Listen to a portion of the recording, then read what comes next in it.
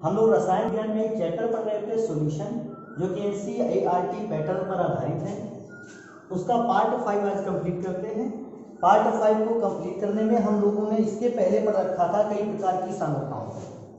अगर सांद्रताओं में से देखा जाए तो एक प्रकार की सांद्रता अभी भी शेष रह जाती है, जिसे हमें आज पढ़ना है। इस जो कि सांद्रता को हमें पढ़ना है, इस सांद्रता का नाम है मोल प्रभाज। तो आज हम लोग इस बात को पढ़ेंगे कि मोल प्रभाज किसे कहते हैं, इसको कैसे ज्ञात करते हैं, और ये सांद्रता जो है वो टेम्परेचर के प्रभाव में आकर चेंज होती है या चेंज नहीं होती है। तो हम लोग स्टार्ट करते हैं। सबसे पहले मोल प्रभाज को पढ़ना स्टार्ट कर देते हैं।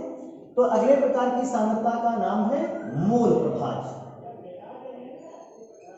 मोल प्रभाज, क्योंकि मोल प्रभाज भी एक प्रकार की सांद्रता है, इसका मतलब ये मोल प्रभाज भी हमें किसी एक विलयन में उपस्थित विलेय पदार्थ की मात्रा का भी ज्ञान कराएगा और विलायक पदार्थ की मात्रा का भी ज्ञान कराएगा।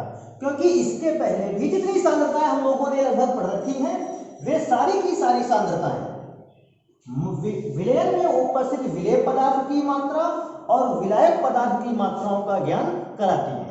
तो मोल प्रभाज को पढ़ने से पहले सबसे पहले हमें जान लेना यह जरूरी है कि हम विलेय कितनी मात्रा में लें और विलायक कितनी मात्रा में लें। तो मैंने इसके दो पार्ट बना रखे हैं। मैंने माना कि मैंने एक विलयन को बनाने के लिए दो पदार्थ लिए हैं, जिनमें से एक पदार्थ विलेय होगा, दूसरा पदार्थ होगा विलायक। क्योंकि आप सभी जानते हैं कि विलेय और विलायक को मिलाने से ही विलयन बनता है। अब मैंने ऐसा मान रखा है कि मैंने विलेय पदार्थ की कुछ मात्रा को लिया है, विलायक पदार्थ की भी कुछ मात्रा को भी लिया है, और इन दोनों को मिलाकर एक विलयन तैयार किया है। तो मैं मानता हूं कि विलेय पदार्थ की मात्रा n मोल है। ध्यान रखने वाली बात है, क्योंकि हमें मोल प्रभाज निकालना है, इसलिए हम विलेय की मात्रा भी मोल में मानेंगे और विलायक की मात्रा को भी मोल में मानेंगे। हम लोगों ने पिछले आर्टिकल में पढ़ा भी था इस बात को कि रसायन विज्ञान कभी भी ग्राम में, लीटर में या मीटर में राशियों को नहीं नापता। रसायन विज्ञान अगर पदार्थ की मात्रा को नापता है तो वो केवल मोल में नापता है। इसलिए मोल प्रभाज की गणना करने के लिए ये जरूरी हो गया कि आज हम विलेय पदार्थ की मात्रा को भी मोल में लिखेंगे और विलायक पदार्थ की मात्रा को भी मोल में ही लिखेंगे। तो मैंने ऐसा मान रखा है कि विलेय पदार्थ की मात्रा हमने स्मॉल n मोल ले रखी है और विलायक पदार्थ की मात्रा हमने कैपिटल N मोल ले रखी है। अब अगर हमें इन दोनों पदार्थों को मिलाकर विलेय और विलायक पदार्थों को मिलाकर विलयन बनाना है, तो हम इस बात को जानते हैं कि एक विलयन का भी कॉलम बना लिया जाए। मैंने एक ब्रैकेट बना रखा है विलयन के लिए। हम सभी इस बात को जानते हैं कि जब विलेय पदार्थ को और विलायक पदार्थ को आपस में मिलाया जाता है तो ही विलयन का निर्माण होता है। अब विलयन के निर्माण के लिए आपने पढ़ा कि विलेय और विलायक पदार्थ को आपस में मिलाना है। अगर स्मॉल n मोल विलेय पदार्थ है और कैपिटल N मोल विलायक पदार्थ है, ऐसी सिचुएशन पर दोनों पदार्थों को मिला देने से बने विलयन के मोलों की संख्या हो जाएगी स्मॉल n हो गया विलेय का और कैपिटल N हो गया विलायक का। इसलिए विलयन के टोटल मोलों की संख्या small n plus capital N मोल। तो मोल प्रभाज को निकालने के लिए हमें तीनों पदार्थों विलेय पदार्थ, विलायक पदार्थ और विलयन तीनों के मोलों की संख्याओं का अच्छा ज्ञान होना चाहिए। अब बात आती है कि आप अगर किसी भी पदार्थ का मोल प्रभाज निकालते हैं, जैसे मैं विलेय पदार्थ का मोल प्रभाज भी निकाल सकता हूं, विलायक पदार्थ का भी मोल प्रभाज निकाल सकता हूं। ध्यान रखने वाली बात है, विलयन का मोल प्रभाज कभी नहीं निकलता। विलयन का मोल प्रभाज कभी नहीं निकलता, क्योंकि विलयन एक टोटल राशि है, पूर्ण राशि है। अगर हमें विलयन को बनाने में जो अवयव इस्तेमाल किए गए हैं, हम केवल उन्हीं का मोल प्रभाज निकाल सकते हैं, विलयन का मोल प्रभाज नहीं निकाल सकते हैं। अगर ऐसी स्थिति पर एक से ज्यादा विलेय पदार्थ भी आ जाते तो हम उन विलेय पदार्थों के भी मोल प्रभाज निकाल सकते थे। लेकिन हम विलयन के मूल प्रभाज को ज्ञात नहीं कर सकते। हम अगर ज्ञात कर सकते हैं तो या तो विलेय के मूल प्रभाज को या तो विलायक के मूल प्रभाज को। तो मैं एक एक का फॉर्मूला लिखना स्टार्ट कर देता हूं। सबसे पहले हम निकालते हैं विलेय का मूल प्रभाज। तो मैं यहां लिखे देता हूं विलेय पदार्थ, क्योंकि विलेय कोई ना कोई पदार्थ है, आप विलेय पदार्थ लिख सकते हो। विलेय पदार्थ का मूल प्रभाज, विलेय पदार्थ का मूल प्रभाज। अगर बेटा विलेय पदार्थ का मूल प्रभाज निकालना है तो क्योंकि विलेय पदार्थ का मूल प्रभाज निकालना है, हमें विलेय पदार्थ की मात्रा को न्यूमरेटर पर लिखना होगा। तो मैं यहां लिखे देता हूं विलेय पदार्थ के मोल। तो विलेय पदार्थ का क्योंकि मूल प्रभाज निकालना था हमें, इसलिए हमने विलेय पदार्थ के मूलों की संख्या को या विलेय पदार्थ के मूलों को न्यूमरेटर पे लिखा और विलयन में पाए जाने वाले कुल मोलों की संख्या को हम डिनोमिनेटर पर लिखते हैं। तो मैं यहां लिखे देता हूं नीचे विलयन के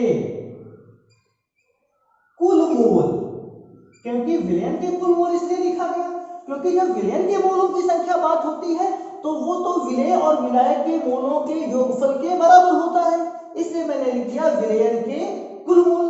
अब इस फॉर्मूले को देखकर आप आसानी से समझ गए होंगे कि अगर विलेय पदार्थ का मूल प्रभाज निकालते समय, विलेय पदार्थ के मूल प्रभाज को निकालते समय विलेय पदार्थ के मूलों की संख्या न्यूमरेटर पर और विलयन के कुल मोलों की संख्या डिनोमिनेटर पर लिखते हैं, तो ऐसे ही सेम उसी टाइप पर विलायक पदार्थ के मूल प्रभाज को निकालने के लिए हम विलायक पदार्थ के मूलों की संख्या ऊपर और विलयन में उपस्थित कुल मोलों की संख्या को डिनोमिनेटर या नीचे रखकर उसके भी फॉर्मूले को बना सकते हैं। तो चलिए उसके फॉर्मूले को बनाकर देखते हैं विलायक पदार्थ का मूल प्रभाज। तो मैं यहां लिखे देता हूं विलायक पदार्थ का मूल प्रभाज, मूल प्रभाज। अब बेटा विलायक पदार्थ के मूल प्रभाज का फॉर्मूला लिखना है, आप सभी जानते होंगे, मैं इस बात को दोबारा रिपीट कर देता हूं। विलेय पदार्थ का मूल प्रभाज कहा था हमने, ऊपर विलेय पदार्थ का मूल प्रभाज मूलों की संख्या लिखा। आज हमसे विलायक पदार्थ का मूल प्रभाज पूछता है तो हम न्यूमरेटर पर विलायक पदार्थ के मूलों की संख्या लिखेंगे। तो मैं यहां लिखे देता हूं ऊपर कि विलायक पदार्थ के या तो आप लिख सकते हैं मोलों की संख्या या तो आप लिख सकते हैं मोल, और पिछली बार की तरह नीचे डिनोमिनेटर पे हमको लिखना होगा विलयन के टोटल मोल, विलयन के कुल मोल। ध्यान रखने वाली एक बात और है कि अगर हम मोल प्रभाज के सिंबल की बात करें कि मोल प्रभाज को किस चीज से लिखते हैं, तो मोल प्रभाज के लिखने के दो प्रतीक हैं, सिंबल है। या तो आप कैपिटल एक्स से लिख सकते हो या तो आप काई के सिंबल से लिख सकते हो। या तो आप कैपिटल एक्स से मोल प्रभाज को रिप्रेजेंट कर सकते हैं या तो आप काई के सिंबल से रिप्रेजेंट कर सकते हैं। तो हमें या तो काई का सिंबल लेना होगा या कैपिटल एक्स का सिंबल लेना होगा। हमें क्योंकि एक ही सिंबल दोनों में से लेना है, हम इनमें से कैपिटल एक्स को ले लेते हैं।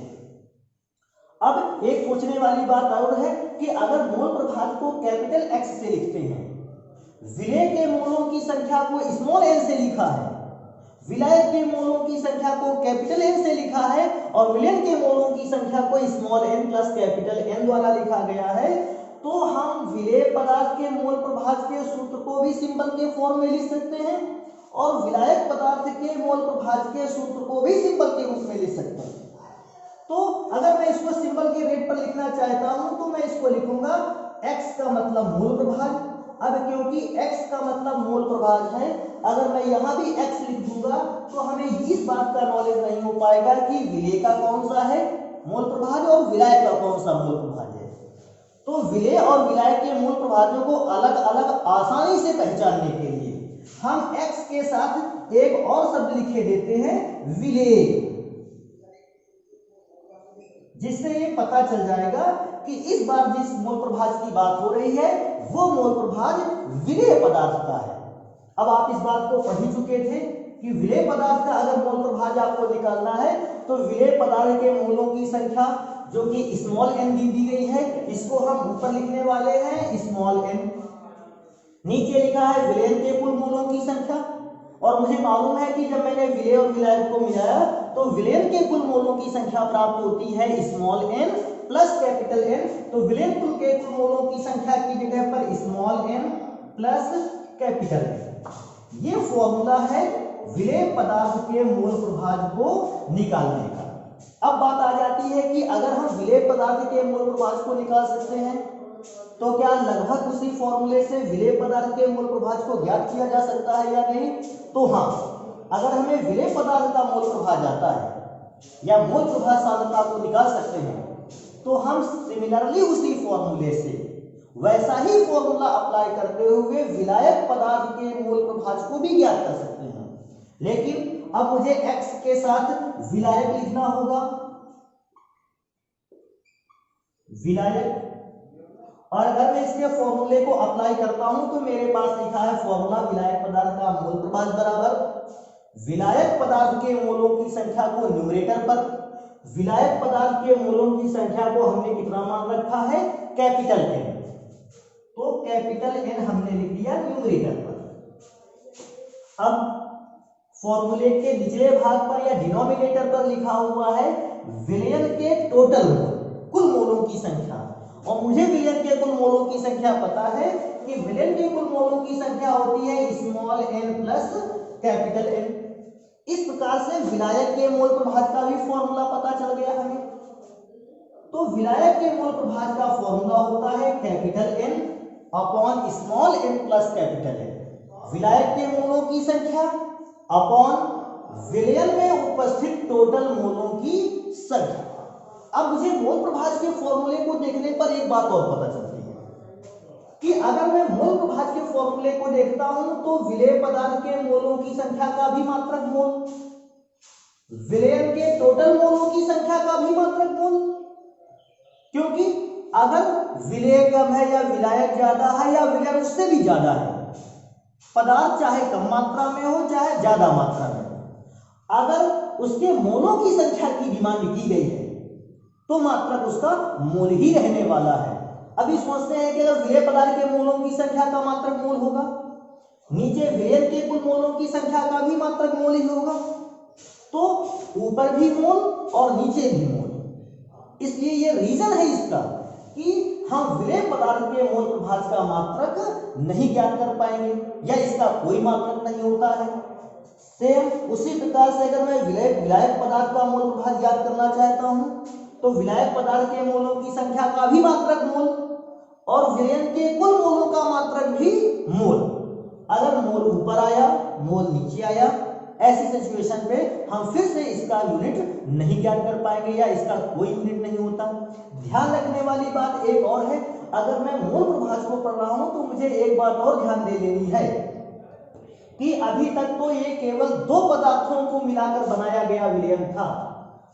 कभी कभी ऐसी सिचुएशन भी आई है जब हमें दो से ज्यादा अवयवों को मिलाकर विलयन बनाना होता है, तो उस चीज को भी देखते हैं कि अगर हमारे पास दो अवयव से ज्यादा अवयव हैं, 3 अवयव हैं, 4 अवयव हैं, 6 अवयव हैं या और अन्य भी अवयव हैं और उन सबको मिलाकर आपस में एक विलयन तैयार किया गया होगा, तो ऐसी स्थिति पर उन अवयवों के मोल प्रभाज के फॉर्मूले को कैसे लिख पाएंगे या हम उसे कैसे रिप्रेजेंट कर सकते हैं आपके सामने। तो मैं रिप्रेजेंट करता हूं उस फॉर्मूले को भी जिसमें बहुत सारे अवयव आपस में मिलकर एक विलयन बनाएंगे। लेकिन सबसे पहले हमें मोल प्रभाज की परिभाषा को पढ़ लेना जरूरी है कि मोल प्रभाज की परिभाषा को हम परिभाषित कैसे करें। फॉर्मूले का तरीका लगभग बिल्कुल आसान सा है। अगर मैं इसको पढ़ता हूं कि किसी भी पदार्थ का अगर हमको मोल प्रभाज निकालना होता है, आपने एक चीज को नोटिस किया होगा कि जिस भी पदार्थ का मोल प्रभाज निकालना होता है उस पदार्थ के मोलों की संख्या को ऊपर लिखा जाता है और पूरे विलयन के मोलों की संख्या को लिखा जाता है नीचे। जिसे मुझे विलेय पदार्थ का जब मोल प्रभाज का, हमने विलेय पदार्थ के मोलों की संख्या को ऊपर लिखा और विलयन के टोटल मोल नीचे रख दिए। जब मुझे विलायक पदार्थ का मोल प्रभाज निकालने के लिए कहा गया, हमने विलायक पदार्थ के मोलों की संख्या को ऊपर लिखा और विलयन के टोटल मोलों को नीचे लिखा। इससे हम बड़ी आसान सी परिभाषा बना सकते हैं। देखते हैं कैसे हम इसको बना सकते हैं। कहता है किसी विलयन में उपस्थित किसी विशेष पदार्थ का मोल प्रभाज, क्योंकि आप जानते हो एक विलयन में तो दो विशेष प्रकार के पदार्थ होते हैं, एक विलेय और एक विलायक। तो मोल प्रभाज तो किसी एक ही विशेष पदार्थ का पूछेगा, इसलिए मैंने ऐसा उसको बताया कि विलयन में उपस्थित किसी विशेष पदार्थ के मोल प्रभाज का मान उस पदार्थ के मोलों की संख्या और विलयन में उपस्थित कुल मोलों की संख्या के अनुपात के बराबर होता है। फिर मैं इसको दोबारा से मान लेता हूं। इस बार मैंने विलेय पदार्थ को विशेष पदार्थ माना है, तो मैं क्या पढ़ता हूं, विलयन में उपस्थित किसी विशेष पदार्थ का मोल प्रभाज उस विशेष पदार्थ के मोलों की संख्या और विलयन में उपस्थित कुल मोलों की संख्या के अनुपात के बराबर होता है। ठीक इसी प्रकार अगर हम विलायक पदार्थ को विशेष पदार्थ मानते हैं तो विलायक पदार्थ मेरे लिए हो गया विशेष पदार्थ और विलायक पदार्थ के मोल हो गए मेरे लिए विशेष पदार्थ के मोल। तो किसी विशेष पदार्थ का मोल प्रभाज उस विशेष पदार्थ के मोलों की संख्या और विलयन में उपस्थित कुल मोलों की संख्या के अनुपात के बराबर होता है। इसमें से एक चीज और हमें जान लेनी चाहिए कि अगर कभी हमें, मैं इसको मिटा देता, इधर लिखे देते हैं इस लाइन में, कि अगर हमें किसी पदार्थ का मोल प्रभाज दे दिया गया है, जैसे हमें पता है किसी पदार्थ का मोल प्रभाज x है या XA है, तो मोल प्रभाज को प्रतिशत के रूप में व्यक्त करने के लिए हमें मोल प्रभाज के मान को 100 के साथ गुणा करना होता है। जैसे मेरे पास दे दिया गया, मुझे दे दिया गया किसी विशेष मोल प्रभाज, किसी विलयन के में उपस्थित विलेय पदार्थ के लिए मोल प्रभाज का मान XA है। तो अगर मुझसे पूछता है इसी अवयव का मोल प्रभाज प्रतिशत में ज्ञात करिए, तो हमें मोल प्रभाज का मान प्रतिशत में ज्ञात करने के लिए मूल मोल प्रभाज को, जो हमने मोल प्रभाज निकाला है, इसको 100 के साथ गुणा करते हैं। इसके फॉर्मूले को तो ऐसा भी देखा जा सकता है, अगर मुझे मोल प्रभाज प्रतिशत में चाहिए, मोल प्रभाज, तो मोल प्रभाज को प्रतिशत में ज्ञात करने के लिए हम मूल मोल प्रभाज को, जो हमने मोल प्रभाज इस फॉर्मूले से निकाला है, उस मोल प्रभाज को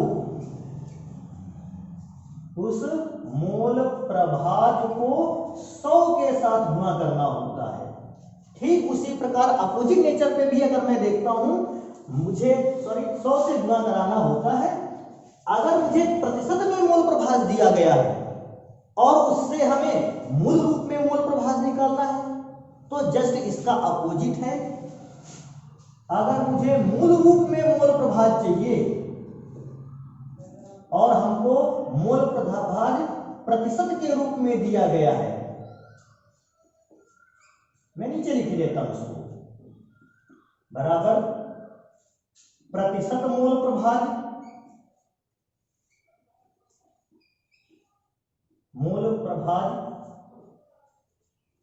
अपॉन 100।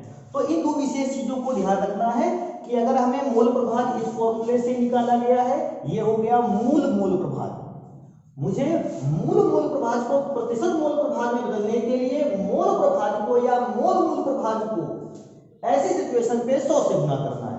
लेकिन जब मुझे मूल मोल प्रभाज निकालना होगा तो हम प्रतिशत मोल प्रभाज में 100 से भाग दे देंगे। तो हम मोल प्रभाज को अच्छी तरीके से जान चुके थे। एक और चीज को भी मोल प्रभाज में जानना बाकी है कि इस बात को भी पढ़ लेते हैं कि यदि हमें एक से ज्यादा अवयव या दो से ज्यादा अवयव दे दिए जाएं और उनसे बने हुए मिश्रण या विलयन का मोल प्रभाज ज्ञात करना हो, तो ऐसी सिचुएशन पर हम मोल प्रभाज के मान को किस प्रकार से ज्ञात कर सकते हैं। तो मैं ऐसा मान लेता हूं कि मैंने बहुत सारे विलयन ले लिए हैं या बहुत सारे विलेय पदार्थ और विलायक पदार्थों को ले लिया है, और ऐसी स्थिति में मैं उन सभी विलेय पदार्थ और विलायक पदार्थ को मिलाकर एक विलयन बनाता हूं, तो मैं इसको मानना स्टार्ट कर देता हूं कि माना किसी विलयन को बनाने में capital A, capital B, capital C, capital D आदि पदार्थों का इस्तेमाल किया गया है, इस्तेमाल किया गया है। इन पदार्थों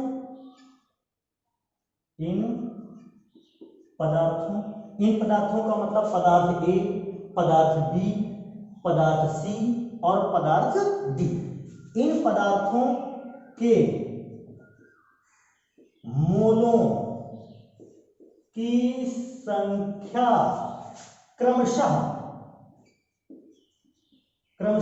अभी आप समझते हो मोलों की संख्या को तो n से लिखते हैं, अगर हमें पदार्थ A के मोलों की संख्या को ज्ञात करना होगा तो हम Na से लिखेंगे, पदार्थ B के मोलों की संख्या को ज्ञात करना होगा Nb से लिखेंगे। तो मैंने पदार्थ A के मोलों की संख्या को माना है Na, पदार्थ B के मोलों की संख्या को Nb, पदार्थ C के मोलों की संख्या को Nc और पदार्थ D के मोलों की संख्या को Nd मान लिया गया है। क्रमशः इन पदार्थों के मोलों की संख्या क्रमशः Na, Nb, Nc और Nd है। तब अब मुझे एक एक पदार्थ के लिए मोल प्रभाज के फॉर्मूले को लिखना होगा। मैं एक या दो पदार्थों के लिए मोल प्रभाज के फॉर्मूले को लिखूंगा, आप बाकी पदार्थों के लिए मोल प्रभाज के फॉर्मूले को लिख लेंगे। तो स्टार्ट करते हैं हम अपने फॉर्मूले को लिखना। सबसे पहले हम पदार्थ ए के लिए मोल प्रभाज लिखते हैं, तो मैं यहां लिखूंगा पदार्थ ए का मोल प्रभाज। अब बेटा पदार्थ ए के अगर मोल प्रभाज को हम चेक करते हैं तो मोल प्रभाज का एक फॉर्मूला है हमारे पास। हमने पहले भी कहा था कि जिस पदार्थ का मोल प्रभाज हमें मांगेगा या जिस पदार्थ के मोल प्रभाज की डिमांड की जाएगी उस पदार्थ के मोलों की संख्या हम कहां लिखेंगे? न्यूमरेटर पर। तो क्योंकि पदार्थ ए का मोल प्रभाज आज डिमांड में है, हम पदार्थ ए के मोलों की संख्या को ऊपर लिखेंगे। तो मुझे पता है पदार्थ ए के मोलों की संख्या कितनी है? Na। और मुझे पता है कि हम नीचे क्या लिखते थे? विलयन में उपस्थित कुल मोलों की संख्या। अभी सोचो अगर आप चार पदार्थों को मिलाकर एक विलयन तैयार करते हैं तो विलयन में उपस्थित कुल मोलों की संख्या को निकालने के लिए इन चारों पदार्थों के जो मोल दिए गए हैं इनको हमें आपस में जोड़ देना होगा। तो विलयन के टोटल मोल कैसे निकलेंगे? इन चारों पदार्थों के मोलों की संख्याओं को आपस में क्या कर देना है? जोड़ देना है। मैं जोड़े देता हूं इसको। तो चारों पदार्थों के मोलों की संख्या हो जाएगी Na, Nb, Nc, Nd। अगर D से ज्यादा भी आगे पदार्थ यूज किए जाते तो मैं इस फॉर्मूले को और आगे बढ़ा लेता। मैंने एक फॉर्मूला लिख दिया है पदार्थ ए का मोल प्रभाज। अब आप लोग समझ गए होंगे अगर हमें पदार्थ बी का मोल प्रभाज निकालना होगा अभी भी तो हम पदार्थ बी के मोल प्रभाज को किस प्रकार से निकालेंगे। तो आप बी के मोल प्रभाज को निकालना सीख लीजिए, सी के और डी के भी मोल प्रभाजों को ज्ञात करना सीख लीजिए। अगर आपको अभी भी बी और सी या डी के मोल प्रभाज के फॉर्मूले नहीं आते हैं निकालने तो मुझे कमेंट बॉक्स पे बता देना, मैं उन फॉर्मूलों को निकालने का तरीका भी आपको बता दूंगा। तो मोल प्रभाज मेरे लिए इतना इंपॉर्टेंट रखता है। ध्यान रखने वाली मोल प्रभाज में एक और बात है, मोल प्रभाज को निकालते समय भी हमने पदार्थों की मात्राएं मोलों में ले रखी हैं, और जब पदार्थ की मात्रा मोल में होती है तो पदार्थ का फॉर्मूला होता है या मोलों की संख्या का फॉर्मूला होता है पदार्थ की ग्राम में मात्रा बटे पदार्थ का अनुभाग। हम लोगों ने कल भी पढ़ा था, मैं इस चीज को यहाँ लिखे देता हूँ कि अगर मुझसे कहीं भी मोलों की संख्या का सूत्र पूछता था, मोलों की संख्या का मतलब स्मॉल एन या कैपिटल एन, तो मैं लिखता था पदार्थ की ग्राम में मात्रा बटे पदार्थ का अणुभार, क्योंकि मोलों की संख्या ग्राम में मात्रा और अणुभार पर डिपेंड करता है और मोलों की संख्या पर डिपेंड करता है मोल प्रभाज। हमें ये अंदाजा हो गया है कि मोल प्रभाज का मान या तो द्रव्यमान पर निर्भर करता है या अणुभार पर निर्भर करता है, आयतन पर निर्भर नहीं करता है। इसलिए हम एक और चीज कह सकते हैं, क्योंकि मोल प्रभाज का मान आयतन पर डिपेंड नहीं करता है, मोल प्रभाज भी एक ऐसी सांद्रता है जो ताप के साथ परिवर्तित होने वाली नहीं है।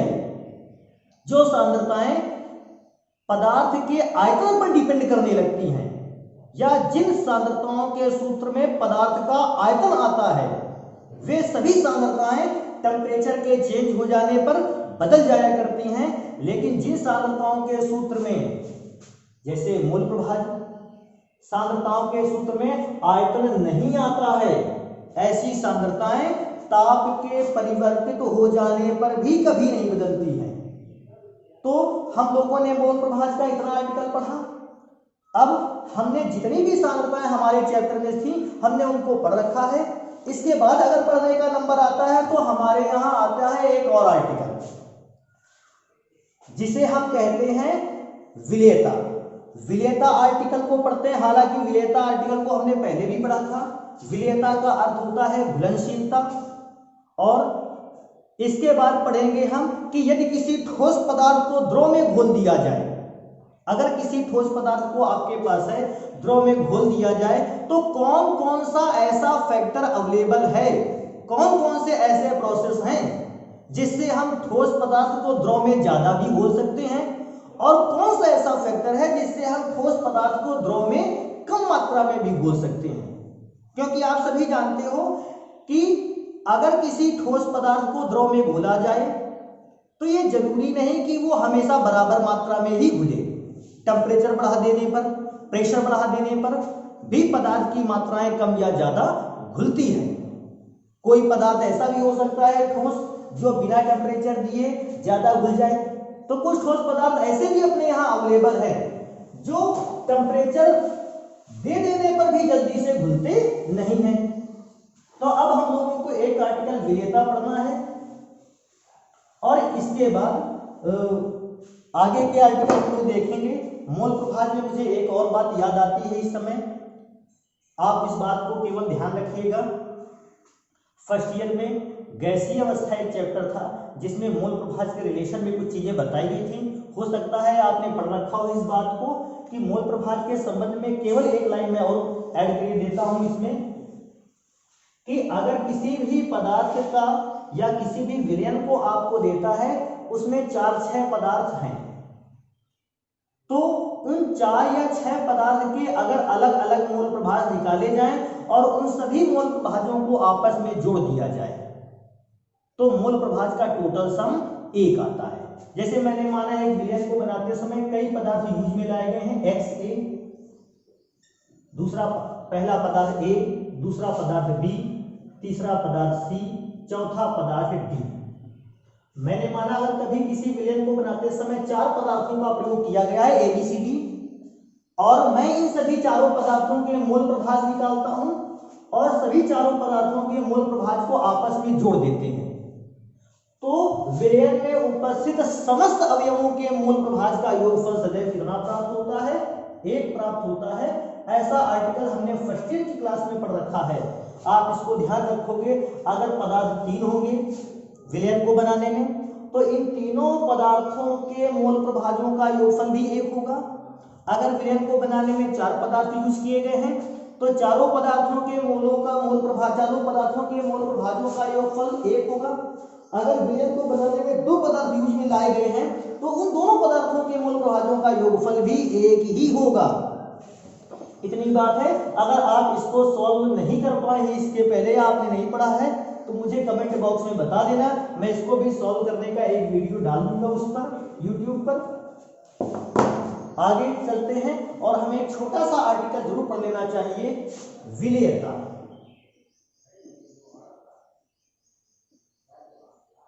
क्योंकि विलेयता को हम लोग इसके पहले पढ़ चुके हैं, उसकी परिभाषा को हमने पढ़ा है, तो हम विलेयता नामक आर्टिकल को बहुत ही कम रखेंगे, केवल इसको एक एग्जाम्पल के जरिए से समझेंगे। विलेयता होती क्या है?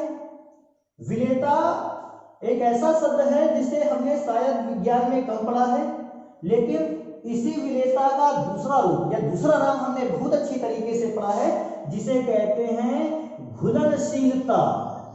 घुलनशीलता, आपने इस नाम को बहुत अच्छी तरीके से पढ़ रखा होगा और आप इस शब्द को सुनते ही जान गए होंगे कि घुलनशीलता क्या होती है। किसी एक पदार्थ की किसी दूसरे पदार्थ में घुल जाने की क्षमता को कहते हैं घुलनशीलता। अब घुलनशीलता को निकालने के लिए अब मैं मानता हूं मैंने निश्चित मात्रा में किसी विलायक पदार्थ को ले रखा है। विलायक, किसी निश्चित मात्रा मैंने ली और उसमें निश्चित मात्रा में विलायक पदार्थ को ले लिया। निश्चित मात्रा का मतलब है आप 100 ग्राम भी ले सकते हो, आप 1 लीटर विलायक भी ले सकते हो, लेकिन जितनी भी मात्रा रहे वो फिर फिक्स होनी चाहिए। ऐसा नहीं कि आपने विलायक लिया, थोड़ी देर बाद आपने विलायक और ऐड कर दिया, या थोड़ी देर बाद थोड़ा सा विलायक इससे निकाल लिया। विलायक की जितनी मात्रा है उतनी फिक्स होनी चाहिए। और जब मैंने एक फिक्स अमाउंट में विलायक को लिया है, मैं इसके टेम्परेचर को भी फिक्स कर देता हूं या इसके ताप को भी फिक्स कर देते हैं, हम इसको चेंज करने वाले नहीं हैं। टेम्परेचर फिक्स करने का मतलब क्या है? टेम्परेचर फिक्स करने का मतलब टेम्परेचर इसका 0 करना नहीं है। टेम्परेचर फिक्स करने का मतलब है हम इसके ताप में कोई भी परिवर्तन होने नहीं देंगे। अगर इसका टेम्परेचर 25 डिग्री सेल्सियस है तो ना तो हम इसको बढ़ने देंगे टेम्परेचर को, ना हम अगर इसके टेम्परेचर को घटने देंगे। और फिक्स टेम्परेचर पर विलायक पदार्थ की एक निश्चित मात्रा को लिया। अब हमारे पास एक दूसरा पदार्थ होना चाहिए, विलेय पदार्थ, क्योंकि जब तक आपके पास विलेय पदार्थ नहीं है और आप उसको विलायक में नहीं घोलते, आपको विलेयता या घुलनशीलता का नॉलेज नहीं होगा। घुलनशीलता कब पता चलेगी? जब हम किसी पदार्थ को घोलेंगे। अगर हमारे पास घोलने के लिए विलेय पदार्थ हुआ ही नहीं तो हम घुलनशीलता के मान की गणना भी नहीं कर सकते हैं। तो विलेयता या घुलनशीलता को ज्ञात करने के लिए हमारे पास विलायक के अतिरिक्त एक विलेय पदार्थ भी होना आवश्यक है। अब हम विलेय पदार्थ को लेंगे स्मॉल अमाउंट में। अब विलेय पदार्थ क्या है? विलेय पदार्थ ठोस भी हो सकता है, विलेय पदार्थ द्रव भी हो सकता है, विलेय पदार्थ गैस भी हो सकता है। मैंने माना कि मैंने कोई ठोस विलेय पदार्थ, 3 में से कोई एक मानना है, मैंने ठोस मान लिया। मैंने एक ठोस विलेय पदार्थ या मैंने नमक के टुकड़े को या मैंने शक्कर के टुकड़े को या मैंने चूने के टुकड़े को, किसी भी विलेय पदार्थ को इस विलायक पर छोटी मात्रा में स्मॉल अमाउंट में डालकर देखा। स्मॉल अमाउंट में डालकर देखा। जब मैंने इसको स्मॉल अमाउंट में डाल के देखा, मैंने देखा कि विलेय पदार्थ कम मात्रा में डाले जाने पर विलायक में कंप्लीटली या पूरी तरीके से घुल जाती है। जब विलेय पदार्थ पूरी तरीके से घुल गया, मैंने विलेय पदार्थ की एक और स्मॉल अमाउंट को इसमें मिला दिया, फिर घुल गया। विलेय पदार्थ को और मिला दिया, फिर घुल गया। मैं लगातार थोड़ी थोड़ी मात्रा में विलेय पदार्थ को विलायक में घोलता रहूंगा। एक समय ऐसा आएगा जब विलेय पदार्थ को मैं डालूंगा विलायक में और विलेय पदार्थ उस समय तो पूरी मात्रा में घुल जाएगा, लेकिन अगर मैं इससे ज्यादा विलेय डाल देता हूं तो वो विलेय विलायक में घुलने वाला नहीं है। उस समय जब मैं विलेय की मात्रा को विलायक में मिला देता था और विलायक में पूरी तरीके से वो घुल जाता था, उस अधिकतम मात्रा को कहते हैं विलेयता। जैसे मेरे पास 100 ग्राम जल है या 100 ग्राम विलायक है, एक एग्जाम्पल पर चलते हैं, और मेरे पास चूने का टुकड़ा है या मेरे पास चूने का टुकड़ा है, मान लेते हैं CaO। मैं इसको पानी पर घुलने गया, मैंने टेम्परेचर उसका फिक्स कर रखा है। अब जब मैं कैल्शियम ऑक्साइड या चूने के टुकड़े को पानी में डालूंगा, मैंने इस बात को पता किया कि केवल 10 ग्राम चूना कैल्शियम ऑक्साइड 100 ग्राम विलायक में पूरी तरीके से घुल सकता है, पूर्ण रूप से घुल सकता है। अगर मैं 10 ग्राम से 1 ग्राम भी ज्यादा डाल दूंगा विले, तो वो विलायक में घुलने वाला नहीं है। तब क्योंकि 10 ग्राम चूना या 10 ग्राम विलेय पदार्थ ही 100 ग्राम विलायक में घुल सकता है, मैं कहूंगा कि हमारे लिए या चूने के लिए घुलनशीलता का मान 10 ग्राम, या मैं ये कह दूंगा कि इस विलयन के लिए या इस 100 ग्राम विलायक के लिए घुलनशीलता या विलेयता का मान 10 ग्राम है। क्योंकि अगर मैं 10 ग्राम से ज्यादा विलेय पदार्थ डाल लेता हूं, ये 10 ग्राम से ज्यादा पदार्थ घुलने वाला नहीं है। तो आप विलेयता को मेरे ख्याल से समझ चुके होंगे, क्योंकि विलेयता का अर्थ घुलनशीलता है। अगर मैं विलेयता पर ही बेस्ड देखता हूं, तो हम लोगों को एक आर्टिकल और पढ़ना है इसमें से कि अगर किसी ठोस पदार्थ को किसी द्रव पदार्थ में घोला जाए, तो ठोस पदार्थ की द्रव पदार्थ में घुलनशीलता किन किन बातों पर डिपेंड करती है।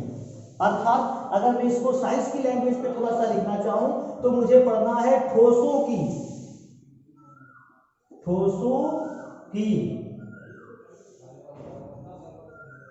द्रव में विलेयता।